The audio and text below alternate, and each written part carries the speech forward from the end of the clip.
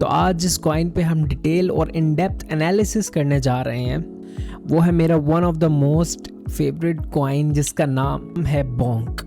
इस एनालिसिस को शुरू करने से पहले मैं आपको ये बताता चलूं कि हम इस चैनल पे डिटेल और इन डेप्थ एनालिसिस अपलोड करते हैं सिर्फ आपके लिए, ताकि आप लोगों को आसानी हो और आप किसी के भी कहने पे उल्टा सीधा इन्वेस्ट ना करें। तो it's totally up to you कि आप अपने पैसों को ज़ाया करें या तो आप इन वीडियोस को देखें, सीखें, समझें और फिर अपने पैसों पे रिटर्न बनाएं और अपने पैसों को ग्रो करें। तो let's come back to our analysis. अगर आप चैनल को फॉलो करते हैं तो आप लोग को ये पता होगा कि हम detail in depth technical analysis पे वीडियो बनाते हैं। आज की वीडियो थोड़ी सी अलग इसलिए होगी क्योंकि बोंक के हम थोड़ा सा हिस्ट्री और इसके यूज केस की बात करेंगे। एंड में हम टेक्निकल्स पे जाएंगे और देखेंगे कौन से बेस्ट लेवल है बाय करने के लिए और कितना हम बोंक से एक्सपेक्ट कर सकते हैं कि आने वाले टाइम में बोंक हमें कितना रिटर्न दे सकता है। तो let's move to our analysis.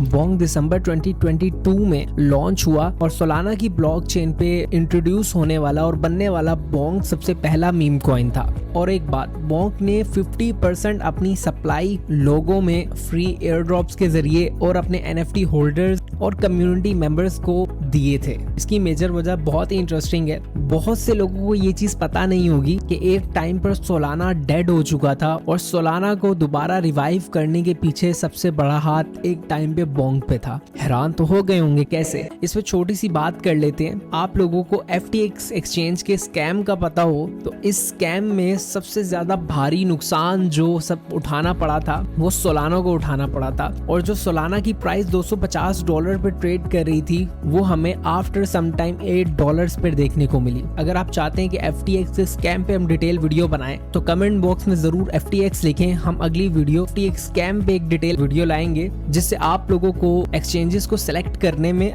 आसानी होगी और गलत एक्सचेंज पे अपने पैसे को इन्वेस्ट करना कितना खतरनाक हो सकता है उसका पता चलेगा। तो FTX के स्कैम की वजह से सोलाना को भारी नुकसान हुआ और सोलाना $250 से $8 पे ट्रेड होने लगा। उसकी सबसे बड़ी वजह यह था कि FTX सबसे ज्यादा सपोर्ट करता था सोलाना को और सबसे ज्यादा इन्वेस्टमेंट FTX की तरफ से थी सोलाना में। सोलाना के टोकन्स की सबसे ज्यादा मेजर ट्रेडिंग FTX पे होती थी और FTX खुद सोलाना बेस्ड कॉइन्स और टोकन्स को प्रमोट करता था। जब एक टाइम पर बिल्कुल सोलाना डेड हो चुका था, कम्युनिटी ने बोंक को इंट्रोड्यूस करवाया और बोंक ने सोलाना को रिवाइव किया और इसकी वजह से लोगों का इंटरेस्ट और लोगों का दोबारा ट्रस्ट सोलाना पे बिल्ड होना शुरू हो गया।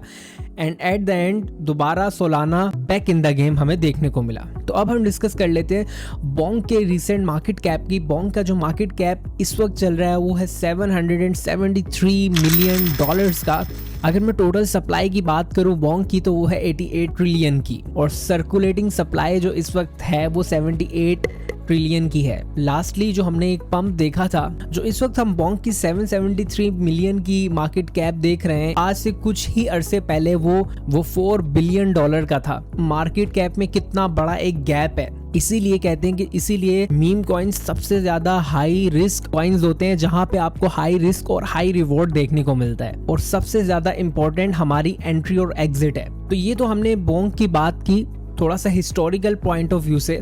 अब चलते हैं बोंक के चार्ट्स पे और देखते हैं कि बोंक चार्ट्स पे क्या अपॉर्चुनिटी दे रहा है और किस तरह हम बोंक से एक अच्छा रिटर्न बना सकते हैं। लेकिन याद रहे, इट इज नॉट रिकमेंडेड कि आप अपना पूरा का पूरा पोर्टफोलियो किसी मीम कॉइन में लगा दें। हमेशा अपने पोर्टफोलियो का 2 या 3% आप इन जैसे कॉइन्स पे रखें ताकि आपको एक्सपोजर मिलता रहे।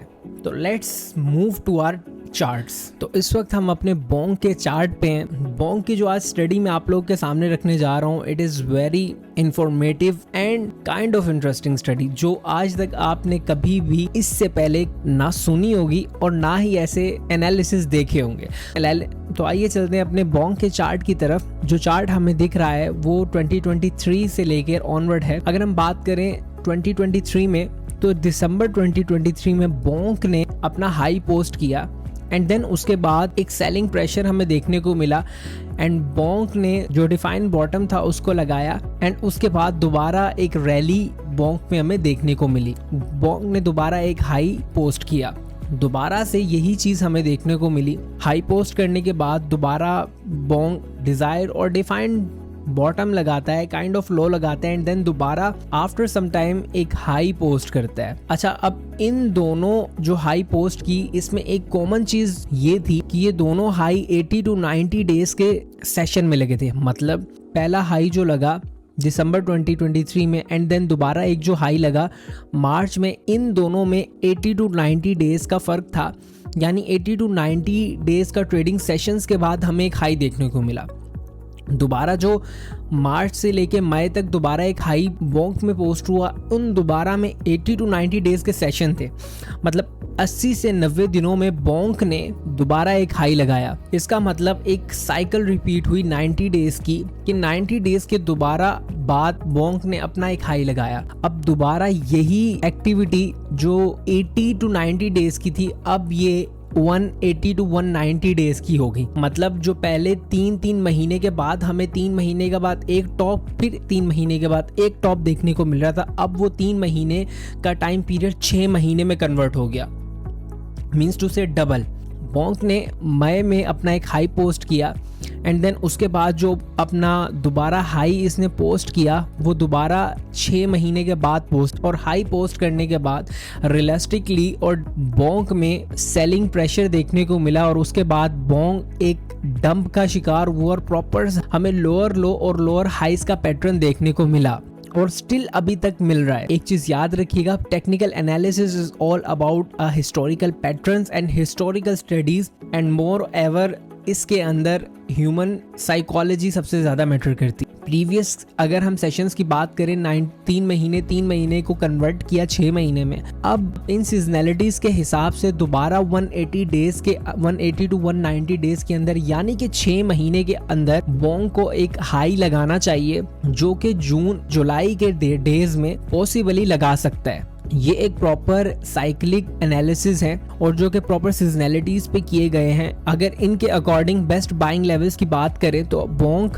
के जो बेस्ट बाइंग लेवल है वो पहला, ये जो करंट मार्केट प्राइस जो 905 से 981 के लेवल्स हैं, इन पे हमारी पहली बाइंग हो सकती है। और अगर बोंक ने इस लेवल को तोड़ा तो अगला बोंक जिस लेवल पे हमें देखने को मिलेगा, उनकी प्रोजेक्शंस हम अपने एक एडवांस टूल फिबोनाची के अकॉर्डिंग भी अगर लगा के देखें तो हमें ये 497 से लेके 500 के लेवल्स तक देखने को मिल सकता है। और हमारी जो दूसरी DCA होगी वो इस लेवल के आसपास की होगी। और जिन टारगेट्स के लिए हम बोंक को ट्रेड करेंगे उनमें सबसे पहला टारगेट ये वाला होगा एंड देन जो नेक्स्ट टारगेट हम जिसके लिए बोंक को ट्रेड करेंगे वो ये वही ऑल टाइम हाई होगा जिसके लिए हम बोंक को ट्रेड करेंगे। अगर रिटर्न की बात करें कि अगर बोंक ने इस लेवल को तोड़ा और बोंक इन लेवल्स के पास हमें मिलता है तो जिन रिटर्न्स के लिए हम इसको ट्रेड करेंगे वो अप्रोक्सीमेटली 900% के रिटर्न्स होंगे। बट एक बात याद रखें, ये बहुत ही हाई रिस्की ट्रेड है और बहुत ही हाई रिस्की सेटअप्स हैं। अगर बोंक 900% का रिटर्न दे रहा है तो याद रखें ये 900% का रिटर्न लेके भी जा सकता है।